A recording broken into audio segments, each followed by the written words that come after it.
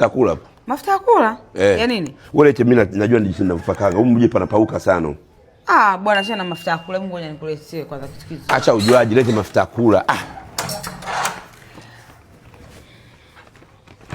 Nax. Nax vitu vya kike unampaje mwanaume? Vya kike hata wanaume wanapaka. Ngoja sasa nikuonyeshe mambo. Leo nakupaka. Mimi sitaki bwana, sikachubuka. Uchubuki bwana. Mimi kwa nini kuchubue? Leo nakupaka hii hapa. Nax Luxury Body Oil. Haya. Ndio huko kuna kupauka, ndio huko. Tunaanza nako huko. Alafu ukirudi leo. Harufu yake ikoje? Ngoja kwanza. Utasikia harufu yake. Ngoja nipake hapo utasikia.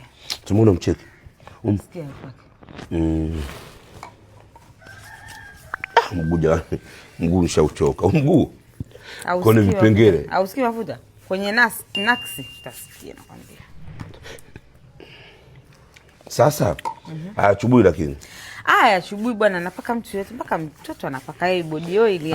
Body oil ni mafuta ya kawaida, vitamin C. Hao ni ya kawaida. Ila leo ukirudi sasa, itabidi nikufanyie nini unajua? Naona hapa napaka jamu, utafanya scrub ukirudi. Hii hapa hii. Ile hivi unasugua hivi. Unawahi kurudi leo? Tunaweza kufanya scrub na kupaka tena mafuta wewe. Bwana, kumbe wanyama zangu mimi uje nishazaga. Bora mguu ulivyokuwa. Bwana Hapa tu tofauti hapa na hapa unaiona.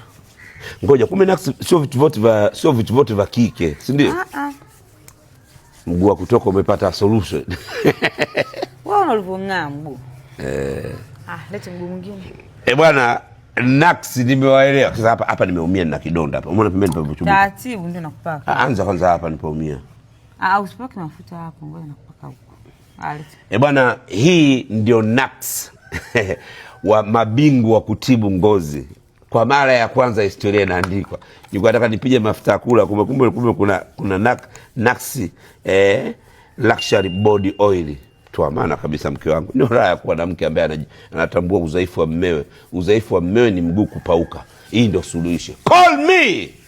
DC Mwijaku, expensive life. Sema hala.